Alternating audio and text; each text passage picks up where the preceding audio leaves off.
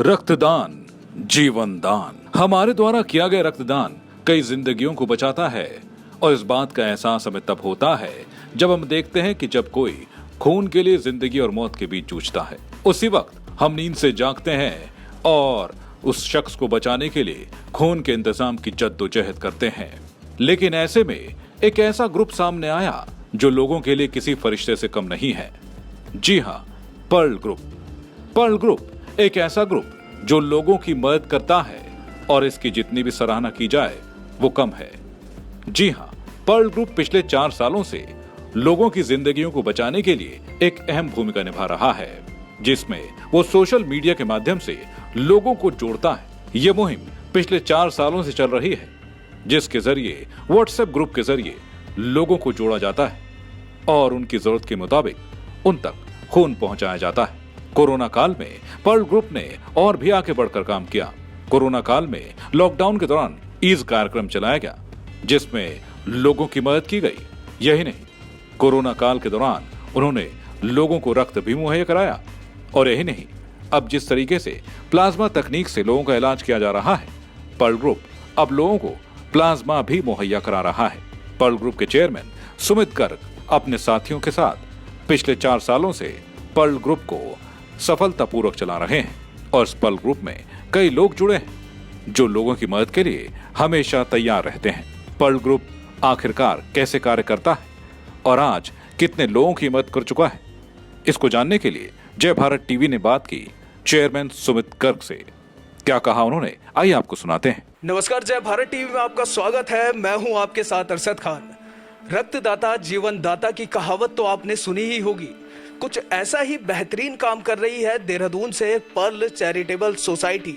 और मेरे साथ इस वक्त चेयरमैन पर्ल ग्रुप मौजूद हैं सुमित गर्ग जी। सर, आपका स्वागत करता हूं। साथ ही आपसे जानना चाहेंगे कैसे आपके दिमाग में यह आइडिया आया और ब्लड पे ही आपने क्यों काम करने की सोची। हमने एक दिन महसूस किया कि काफ़ी इसमें करप्शन है। हम लोग एक कैंप में गए थे, वहाँ पे हमने देखा कि ब्लड नाली में बह रहे, तो हमने थोड़ा सा रिसर्च किया उसके ऊपर। तो पता चला कि कैंप में जो ब्लड दिया जाता है वो सिर्फ इसलिए दिया जाता है नाम के लिए, नंबर गेम है। तो बाद में थोड़ी रिसर्च पे पता चला कि कैंप में स्टोरेज फैसिलिटी नहीं होती कैंप में ब्लड देने के बाद, तो वो फेंक दिया जाता है या बेच दिया जाता है। तो फिर हमको लगा कि ये थोड़ा सा ह्यूमैनिटी बेस पे इसके ऊपर काम करना चाहिए। तो वी डेवलप्ड अ मॉडल कि डायरेक्ट डोनर को हॉस्पिटल जाके उसके सामने कि जो नीडी है उसको लाइव डोनेट वो करता है हमारे मॉडल में। And we are quite successful since 4 years। तकरीबन 4 सालों से आप देहरादून में हैं। All over world, all over India में आप काम कर रहे हैं।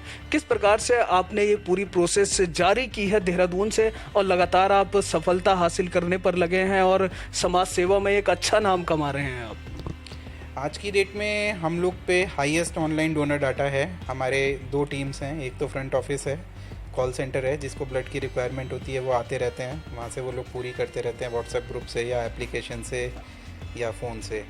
और दूसरी जो डाटा टीम है हमारी, जो कि बैक ऑफिस रखती है, वो लगातार डाटा पे काम करते हैं। लगातार जो गवर्नमेंट के ऑब्सोलीट डाटाज हैं उनको कन्वर्ट करते हैं, उनको फ़ोन करके डोनर बढ़ाते हैं, डाटा बढ़ाते हैं, जो कि ज़रूरत आने पे फिर हम उनको फ़ोन करके डोनेशन के लिए भेजते हैं।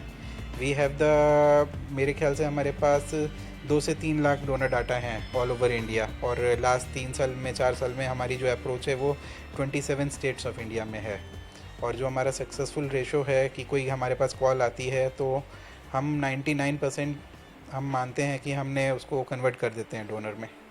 बेसिकली सर, जानना चाहूँगा पर्ल एक्चुअली में है क्या, किन किन मुद्दों पर आप काम कर रहे हैं? क्या सिर्फ ब्लड की सेवाएं ही आप देश भर में दे रहे हैं या और भी कुछ समाज सेवा जैसे कि गरीब बच्चों की पढ़ाई या अन्य कोई कार्य भी एनजीओ के द्वारा आपके द्वारा शुरू किए गए हैं?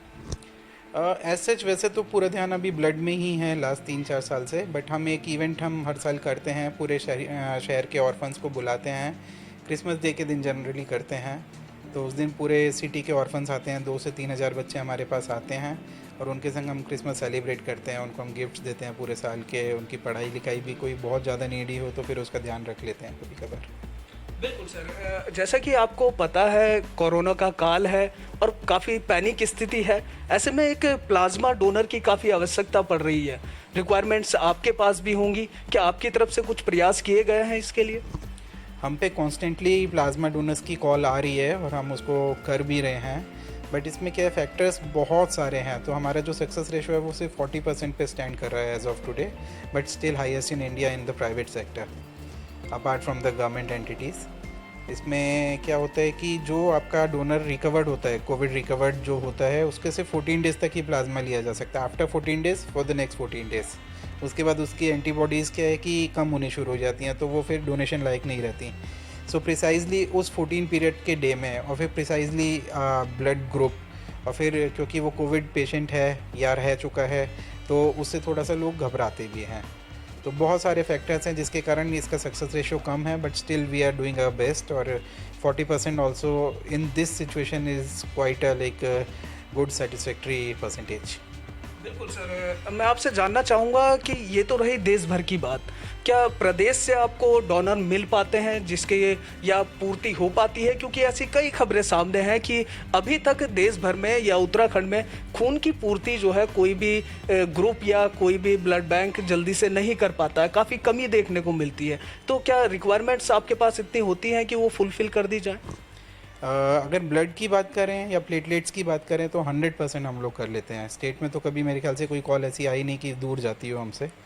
घूम फिर के सारी कॉल्स हमने देखा है, एक्सपीरियंस भी रहा है कि हमारे पास ही आती हैं। अब लास्ट ऑप्शन हम रहते हैं और हम कर भी देते हैं। सारे ब्लड बैंक से भी हमारा टाई अप है, सारे हॉस्पिटल से भी टाई अप है हमारा। और जहाँ तक प्लाज्मा की बात करें और कोविड की बात करें तो नहीं, वो पूरा नहीं हो पा रहा है। बट प्लेटलेट्स या आरबीसी की बात करें तो 100% पूरा हो पा रहा है और कोई कॉल ऐसी नहीं होती जो नहीं हम कर पाएँ। बिल्कुल, तकरीबन आपसे एक अमूमन अंदाज़न जानना चाहूँगा, पिछले 4 सालों से और अभी तक कितने यूनिट ब्लड आपकी एनजीओ अभी तक देश सेवा में लगा चुकी? अभी तक हमारे यहाँ 1400 समथिंग का है, प्रिसाइज तो लकी सर बता पाएंगे हमारे, वो देखते हैं। 1400 कुछ हमने आज तक डोनर्स प्रोवाइड कराए हैं, सक्सेसफुल डोनेशंस कराई हैं। जहाँ तक डोनर्स प्रोवाइड कराने की बात है वो 5000 प्लस डाटा है। एक्चुअली क्या होता है, डोनर प्रोवाइड कराने के बाद किसी की वेन नहीं मिलती, कोई लोग इमरजेंसी में बस बुला लेते हैं, उन पर इंतजाम पहले से होता है। तो डोनर्स 5000 प्लस हैं और उसमें से रियल डोनेशंस 1400 प्लस हैं। सोसाइटी के प्रोजेक्ट हेड इस वक्त मेरे साथ हैं लश्कर देव जी। मैं आपसे जानना चाहूँगा सर, किस प्रकार से सोसाइटी काम करती है और क्या कुछ प्रोसेस अभी तक पूरी आपके पास जानकारी है? देखिए, पैन इंडिया से हमें पास रिक्वायरमेंट आती हैं जिनको ब्लड या ब्लड से रिलेटेड कंपोनेंट की रिक्वायरमेंट होती है। तो हमने कोशिश किया है कि लोगों को हमसे भी अप्रोच ना करना पड़े और डायरेक्टली उनके पास डोनर पहुंच जाए। उसके लिए हमने एक एंड्रॉयड ऐप प्ले स्टोर पर डाली है। ब्लड फ्रेंड्स के नाम से वो एप्लीकेशन मिलती है और एक डेडिकेटेड हमने 24/7 हेल्पलाइन नंबर दिया है जिसका नंबर है 99723800, जिसके माध्यम से कोई भी अपनी रिक्वायरमेंट, ब्लड से रिलेटेड रिक्वायरमेंट हमारे पास जनरेट करा सकता है, रजिस्टर्ड करा सकता है। यानी कि देश भर में किसी को भी ब्लड की आवश्यकता है तो वो इस नंबर पर आपसे संपर्क करके और सीधी रिक्वायरमेंट अपनी दर्ज करा सकते हैं। बिल्कुल बिल्कुल यही है। अगर किसी को भी कोई ब्लड या प्लेटलेट्स या प्लाज्मा, तीनों कंपोनेंट्स में कोई भी ज़रूरत पड़ती है तो इस नंबर पर डायरेक्टली फ़ोन करके या व्हाट्सअप करके के वो अपनी रिक्वायरमेंट रजिस्टर्ड करा सकता है। और हमारी 24/7 एक टीम है जो उनको फिर कॉल करके वेरीफाई करती हैं और उनकी रिक्वायरमेंट्स को समझती हैं। और एज सुन एज़ पॉसिबल हमने टारगेट रखा है कि 1 आवर के अंदर डोनर प्रोवाइड करा दिया जाए। रिमोट लोकेशन हो, इंटीरियर हो, कहीं पर भी हो, हम 1 घंटे के अंदर डोनर प्रोवाइड करा देते हैं। हमारे पास बल्क में 2 से 2.5 लाख लोगों का जो वॉलंटरी डोनर होते हैं उनका डेटा है, उनसे हम डायरेक्टली इंटरेक्ट किए हुए हैं और वो एग्री रहते हैं 24/7 मानवता की सेवा के लिए। बिल्कुल देव जी, आपने स्टाफ यहाँ पर रखा हुआ है, सेक्शन यहाँ पर अलग अलग बनाए हैं, क्या कुछ प्रोसेस है? थोड़ा सा ज़रा बताइए जय भारत टीवी के दर्शकों को। जैसे ये हमारी मैम हैं, सोनिया मैम, ये डेडिकेटेड टेलीकॉलर हैं। जिनकी रिक्वायरमेंट आती है उनको क्रॉस वेरीफाई करने का काम करती हैं। ये समझते हैं कुछ लोग क्या होता है कि उनको रिक्वायरमेंट ब्लड की होती है, वो प्लेटलेट्स लिख देते हैं, और अगर प्लेटलेट्स की रिक्वायरमेंट हो तो प्लाज्मा लिख देते हैं। उनको खुद कन्फ्यूज़न रहता है क्योंकि गांव के देहात के लोग होते हैं, इनका मेडिकल लाइन से कोई कॉन्टैक्ट नहीं होता है, तो उनको मालूम नहीं होता है कि इसमें चाहिए क्या और कितना चाहिए होता है, कौन डोनेशन कर सकता है। तो क्रॉस वेरीफिकेशन के लिए हमारी सोनिया मैम है, ये क्रॉस वेरीफाई करती हैं हर कॉल को। फिर उसके बाद जब ये वेरीफाई कर देती है तो हमारे यहाँ ये कॉल सेकंड फेज में चला जाता है। ये काफ़ी चार्ट्स भी यहाँ पर लगाए हुए हैं। ये हमारा पल ग्रुप है। पल ग्रुप में हम सोसाइटी के लिए भी काम करते हैं। हमारा ये अपने डिफरेंट प्रोजेक्ट चलते हैं।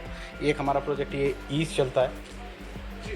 ये पेंडेमिक चल रहा है, कोविड पेंडेमिक चल रहा है। लोगों को खाने की रिक्वायरमेंट है, लोगों को काम छूट गए हैं, बेरोजगार हैं, खाना नहीं है। तो पिछले 4 महीने से हम लोगों को timely food, medical health facility ये सब प्रोवाइड कराने की कोशिश कर रहे हैं। और वैसे पैनिक की यदि बात की जाए तो क्या इस दौरान रिक्वायरमेंट बढ़ी है ब्लड यूनिट्स की? बिल्कुल डेफिनेटली बढ़ी है, क्योंकि पहले तो लोगों को हेल्प लग जाती थी ब्लड बैंक से, पर जब पेंडेमिक हुआ, लॉकडाउन हुआ, लोग ब्लड बैंक तक नहीं जा पाए, कैंप ऑर्गेनाइज नहीं किए पाए, तो शॉर्टेज हो गया ब्लड का। तो फिर फाइनली वो कॉल हमारे पास डायरेक्टली आने लगी। हर ब्लड बैंक हमसे बोलने लगा, इवन रेड क्रॉस सोसाइटी भी, वो भी हमसे बोलते थे, नेशनल हेल्थ स्कीम वाले भी हमसे बोलते थे कि डोनर दीजिए, कि हमारे पास डेडिकेटेड डोनर हैं जो डरते नहीं हैं, ना वो कोरोना से डरते हैं, ना किसी भी संक्रमण से डरते हैं। वो अपना प्रिकॉशंस लेते हैं, पीपी किट पहनते हैं, हाथ सैनिटाइज करते हैं, मास्क लगाते हैं और डोनेशन के लिए चले जाते हैं। डोनेशन करके वो आ जाते हैं। एक टाइम ये था कि ब्लड बैंक में डोनर नहीं था और मेरे पास लाइन से डोनर थे, तो जब क्रूशियल स्टेज में लोगों को ब्लड की रिक्वायरमेंट पड़ी तो हमारी तरफ से डोनर गए हैं और डोनर प्रोवाइड कराए गए हैं और लोगों की लाइफ बचाई गई है। यहाँ पर क्या कार्य होता है? ये हमारा कस्टमर सेक्शन है। जब जैसे मैंने आपको बताया, सोने मैम वेरीफाई करती हैं, उसके बाद जो कॉल आती हैं वो हमारी ममता गौड़ हैं, ये इनकी टीम है एक। ये बैठते हैं और डोनर से डायरेक्टली बात करके कम्युनिकेट कराते हैं अटेंडर से। अटेंडर को कहाँ पे आना है, किससे मिलना है, कहाँ जाना है, कितना यूनिट चाहिए, वो सब चीज़ें ममता मैम देखती हैं इधर। देखिए, एक और बड़ा सवाल है कि इस दौरान काफ़ी डर रहा था कोई भी व्यक्ति हो घर से बाहर निकलने में, और जैसा कि आप बता रहे हैं कि मेरे डोनर्स जो हैं ना वो कोरोना से डरे, खुलकर सामने आए और अपना ब्लड डोनेट किया, तो आपने क्या प्रोसेस ऐसी इस्तेमाल की कि लोगों को घर बैठे आपने इन्फॉर्म कर दिया? क्या कुछ जरिया आपने बनाया डोनर तक पहुंचने का? देखिए, हमारे पास हमारी टीम है जिसमें साइकोलॉजिस्ट हैं। जो लोग डोनर होते हैं, जो डोनेशन करना चाहते हैं पर वो डरते हैं कि कहीं हमें संक्रमण ना हो जाए, हम इन्फेक्टेड ना हो जाए, तो उनको साइकोलॉजिकल उनका ब्रेन को तैयार करना कि समाज सेवा है, अपनी ज़िंदगी से जीना तो एक कॉमन बात है, दूसरे के लिए जीना एक जीना है। और आप अपने खून से एक बार अगर आप डोनेशन करते हो 3 लोगों की लाइफ बचा सकते हो। उसी खून से आप प्लाज्मा डोनेशन कर सकते हो, उसी से आप प्लेटलेट डोनेट कर सकते हो, उसी से आप आरबीसी डोनेट करते हो। जब एक कोई बंदा फ्रेश स्वस्थ आदमी डोनेशन करता है, 3 लोगों की लाइफ बचाता है। हम मोटिवेट करते हैं और मोटिवेट इतना करते हैं कि उनको डायरेक्टली हम रेगुलर टच में रहते हैं, और जब भी कोई रिक्वायरमेंट होता है तो वो कभी पेंडेमिक की चिंता ना करते हुए, अपना प्रिकॉशंस लेते हुए, सैनिटाइज करते हुए, मास्क, ग्लव्स और पीपी किट वगैरह लेके वो डोनेशन के लिए हॉस्पिटल्स में गए हैं और डोनेशन किया है और लोगों की लाइफ बचाई है।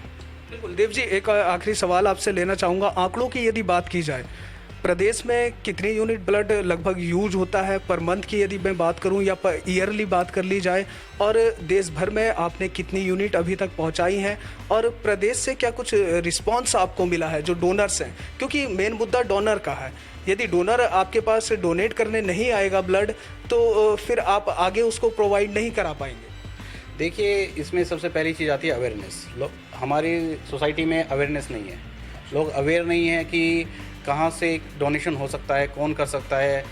ये लोगों का भ्रम होता है कि अगर हम डोनेशन कर देंगे, ब्लड दे देंगे तो हमको कमजोरी आ जाएगी और फिर उसको रिकवर नहीं किया जा सकता। तो हम लोगों को अवेयर करते हैं कि आप डोनेशन करते हैं तो 24 आवर्स के बाद आप रिकवर कर जाते हैं। अगर आप किसी का डोनेशन करते हैं तो उसकी लाइफ बच सकती है। हमें प्रदेश, उत्तराखंड प्रदेश से लगभग 20 से 25 डोनेशन कॉल आती हैं, जिनको आरबीसी की रिक्वायरमेंट होती है, प्लाज्मा की रिक्वायरमेंट होती है, कोविड प्लाज्मा की रिक्वायरमेंट होती है, प्लेटलेट्स की रिक्वायरमेंट होती है। और हमारा 99% का सक्सेस रेशियो है, जिसमें दून हॉस्पिटल है, कैलाश हॉस्पिटल है, मैक्स हॉस्पिटल है, सनर्जी हॉस्पिटल है, इंद्रेश हॉस्पिटल है। वो लोगों के साथ हमारा कोऑर्डिनेशन हो रखा है। उनके ब्लड बैंक से डायरेक्टली हमारे पास रिक्वायरमेंट आती हैं, जिसको हम अचीव करते हैं, डोनर प्रोवाइड करते हैं और सक्सेसफुली किसी की लाइफ बचाने में हम काम करते हैं।